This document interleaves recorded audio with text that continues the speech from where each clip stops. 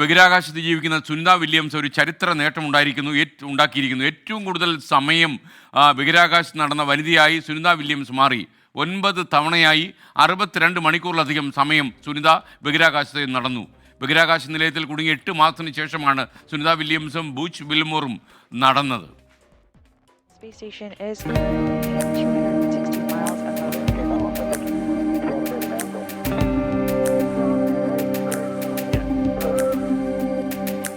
10 ബഹിരാകാശ നടത്തങ്ങളിലൂടെ 60 മണിക്കൂർ 21 മിനിറ്റ് ചെലവഴിച്ച പെഗി വിറ്റ്സൺ എന്ന അമേരിക്കൻ വനിതയുടെ റെക്കോർഡാണ് സുനിത വില്യംസ് മറികടന്നത്.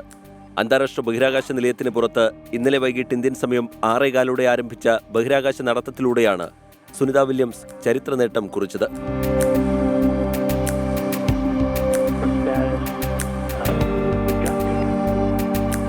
5.5 മണിക്കൂർ 26 മിനിറ്റാണ് സുനിത വില്യംസും സഹയാത്രികനായ ബുച്ച് വിൽമോറും ബഹിരാകാശത്ത് നിലയത്തിന് പുറത്ത് ചെലവഴിച്ചത്. സ്പേസ് സ്റ്റേഷനിലെ തകരാറിലായ ഒരു റേഡിയോ കമ്മ്യൂണിക്കേഷൻ യൂണിറ്റ് വിജയകരമായി നീക്കം ചെയ്തതിന് പുറമെ ബഹിരാകാശത്ത് സൂക്ഷ്മജീവികളുടെ പ്രവർത്തനങ്ങളെ സംബന്ധിച്ച പഠനങ്ങൾക്കായും ഇരുവരും സമയം ചെലവഴിച്ചു എന്നാണ് റിപ്പോർട്ടുകൾ. ബഹിരാകാശത്തെ സൂക്ഷ്മജീവികളുടെ ജീവിതത്തെപ്പറ്റിയുള്ള ധാരണകൾ ഈ പഠനം മാറ്റിമറിച്ചേക്കും. ബഹിരാകാശ നിലയത്തിലെത്തി 8 മാസങ്ങൾക്ക് ശേഷമുള്ള സുനിത വില്യംസിന്റെ രണ്ടാമത്തെ ബഹിരാകാശ നടത്തമാണിത്.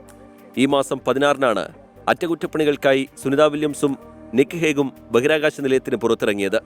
ബോയിങ് സ്റ്റാർലൈനിന്റെ ആദ്യ പരീക്ഷണ പറക്കലിന്റെ ഭാഗമായി കഴിഞ്ഞ വർഷം ജൂൺ 7-ന് 8 ദിവസത്തെ ദൗത്യത്തിന്റെ ഭാഗമായി അന്താരാഷ്ട്ര ബഹിരാകാശ നിലയത്തിലെത്തിയ സുനിത വില്യംസും ബുച്ച് വിൽമോറും പേടകത്തിന്റെ തകരാർ മൂലം യാത്ര മാറ്റിവെക്കുകയായിരുന്നു.